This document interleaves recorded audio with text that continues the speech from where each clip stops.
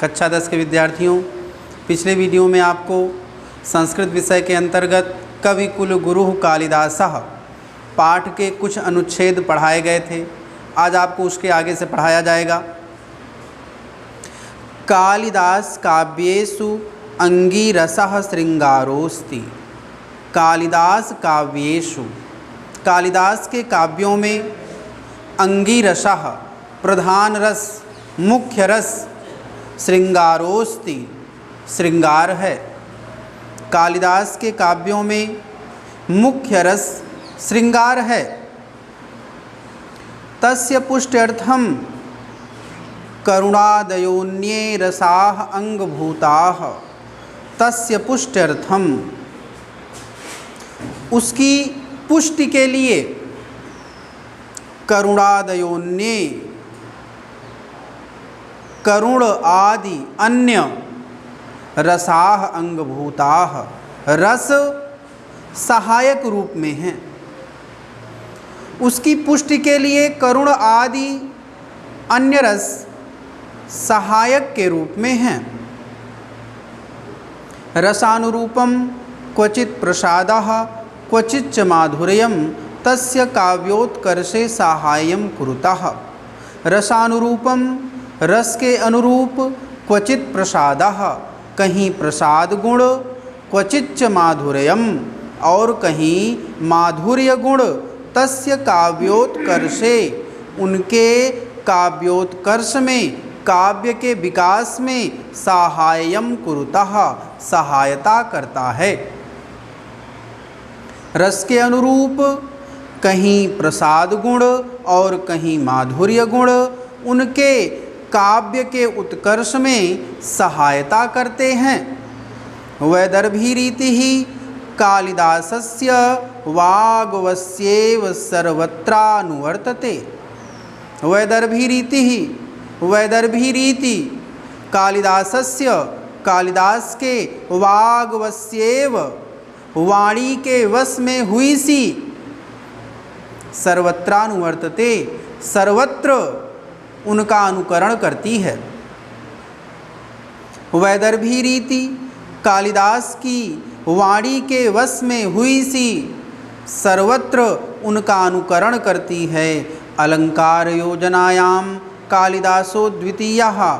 अलंकार योजनायाम, अलंकार की योजना में कालिदासो द्वितीयः, कालिदास अद्वितीय हैं।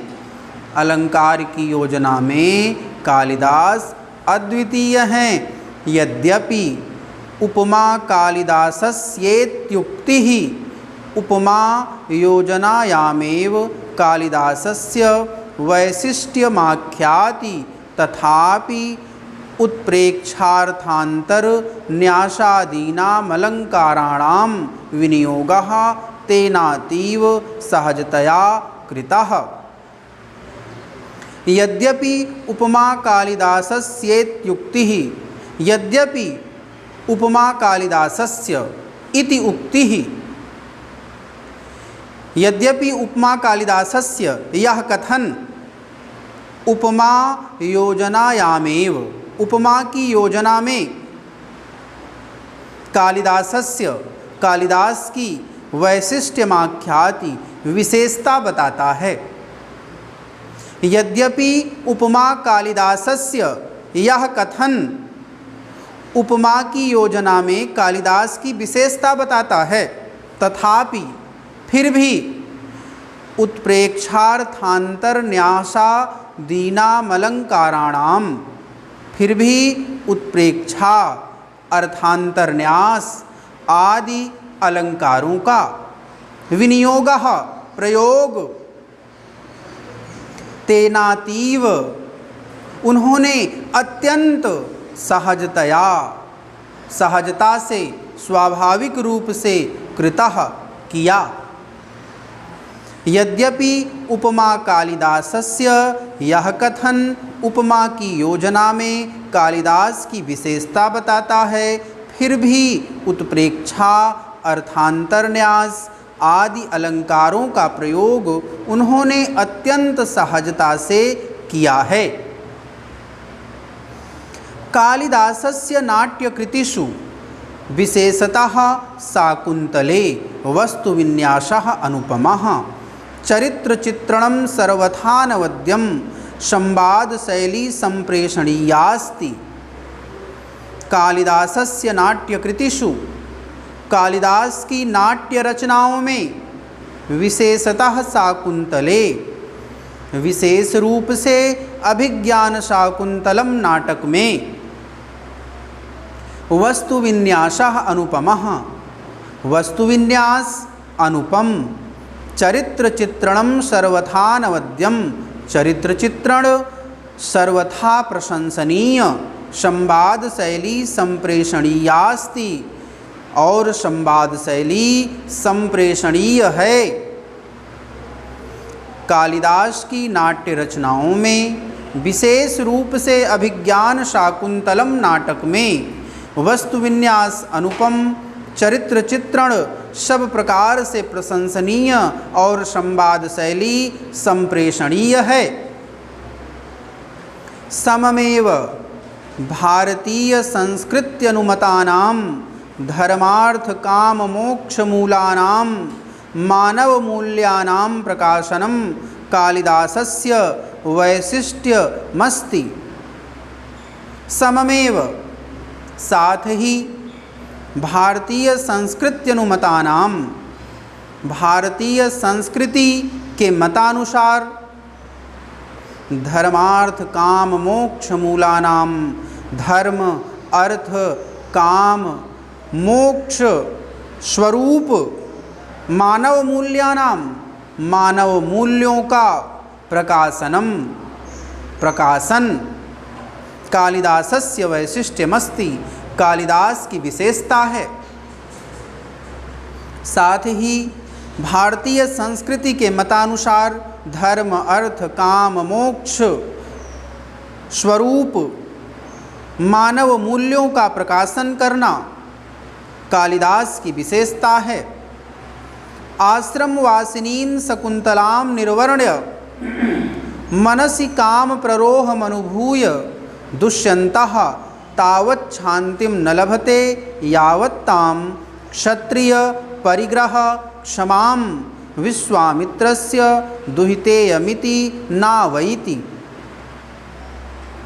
आश्रमवासिनीं आश्रम में रहने वाली शकुन्तलां निर्वर्ण्य शकुन्तला को देखकर मनसी मन में काम प्ररोहम अनुभूय कामांकुर का अनुभव करके दुष्यन्तः दुष्यंत तावत् शांतिम न लभते तब तक शांति नहीं प्राप्त करते हैं यावत्ताम जब तक उसे क्षत्रिय परिग्रह क्षमाम क्षत्रिय के द्वारा विवाह के योग्य जब तक उस क्षत्रिय के द्वारा विवाह के योग्य विश्वामित्र की दुहितेयमिति यह पुत्री है नावैति नहीं जान लेते हैं। आश्रम में रहने वाली शकुंतला को देखकर मन में कामांकुर का अनुभव करके दुष्यंत तब तक शांति नहीं प्राप्त करते हैं जब तक उसे क्षत्रिय के द्वारा विवाह के योग्य विश्वामित्र की पुत्री नहीं जान लेते हैं। आश्रम में रहने वाली शकुंतला को देखकर मन में कामांकुर का अनुभव करके दुष्यंत तब तक शांति नहीं प्राप्त करते हैं जब तक उसे क्षत्रिय के द्वारा विवाह के योग्य विश्वामित्र की पुत्री नहीं जान लेते हैं। कण्वस्यानुज्ञां विना गंधर्व विधिना कृतः विवाहः उभावपि तावत् प्रताडयति यावदेकतः शकुंतला मारीचाश्रमे तपश्चरणेन अवज्ञाजनितं कलुषं न क्षालयति। कण्वस्यानुज्ञां विना कण्व की अनुमति के बिना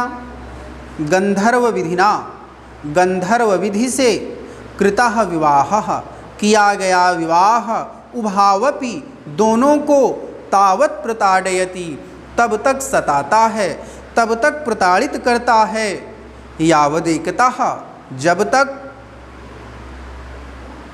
एक ओर शकुंतला मारीच आश्रम में, शकुंतला मारीच ऋषि के आश्रम में तपश्चरणेन, तपस्या के आचरण से, अवज्ञाजनितम, अवज्ञाजनित, अवज्ञा से उत्पन्न कलुषम, पाप को न क्षालयति, नहीं धोती है। कण्व की अनुमति के बिना गंधर्व विधि से किया गया विवाह दोनों को तब तक सताता है जब तक एक ओर शकुंतला मारीच ऋषि के आश्रम में तपस्या के आचरण से अवज्ञा जनित पाप को नहीं धोती हैं। अपरतः, अपरतः दुष्यन्तः अंगुलीयलाभेन लब्ध स्मृति सत भृशं पीड्यमानः प्रायश्चित्ताग्नौ आत्मशुद्धिं न कुरुते। अपरतः दूसरी ओर दुष्यन्तः, दुष्यंत अंगुलीय लाभेन, अंगूठी मिलने से, लब्ध स्मृति ही, स्मृति पाकर, सतभृशं पीड्यमानः अत्यंत पीड़ित होते हुए, प्रायश्चित्ताग्नौ प्रायश्चित्त की अग्नि में, आत्मशुद्धिं न कुरुते आत्मशुद्धि नहीं करते हैं। दूसरी ओर दुष्यंत अंगूठी मिलने से स्मृति प्राप्त करके अत्यंत पीड़ित होते हुए प्रायश्चित्त की अग्नि में आत्मशुद्धि नहीं करते हैं। तदनंतरमेव तयोः दाम्पत्य प्रेम निष्कलुषं भवति पुत्रोपलब्धौ च परिणमते। तदनंतरमेव, इसके बाद ही, तयोः उन दोनों का दाम्पत्य प्रेम निष्कलुषं भवति, दाम्पत्य प्रेम निष्पाप होता है। इसके बाद ही उन दोनों का दाम्पत्य प्रेम निष्पाप होता है। पुत्रोपलब्धौ च परिणमते, और पुत्र प्राप्ति में प्रतिफलित होता है। इसके बाद ही उन दोनों का दाम्पत्य प्रेम निष्पाप होता है और पुत्र प्राप्ति में प्रतिफलित होता है। तो आज बस यहीं तक। धन्यवाद।